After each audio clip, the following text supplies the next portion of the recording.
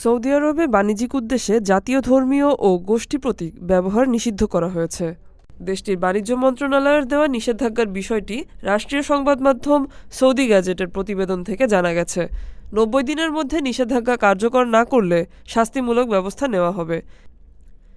নিষেধাজ্ঞার যৌক্তিকতা তুলে ধরে সৌদি আরবের বাণিজ্যমন্ত্রী ডক্টর মাজেদ আল কাসাবি জানান, বিভিন্ন প্রতীক ও লোগোতে ধর্মীয় ও গোষ্ঠী প্রতীকের অপব্যবহার বা ভুল ব্যবহার বন্ধে এই সিদ্ধান্ত নেওয়া হয়েছে।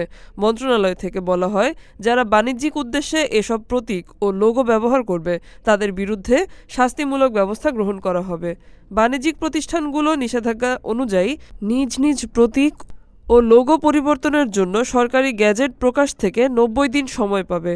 সৌদি আরবের পতাকা, কোনো নেতার ছবি, বাণিজ্যিক লেনদেনের ক্ষেত্রে মুদ্রিত কোনো বস্তু, পণ্য, মিডিয়া বুলেটিন বা বিশেষ উপহারেও ধর্মীয় ও গোষ্ঠী প্রতীক ব্যবহারে নিষেধাজ্ঞা দেওয়া হয়েছে। ডেস্ক রিপোর্ট, আজ বার্তা, ঢাকা।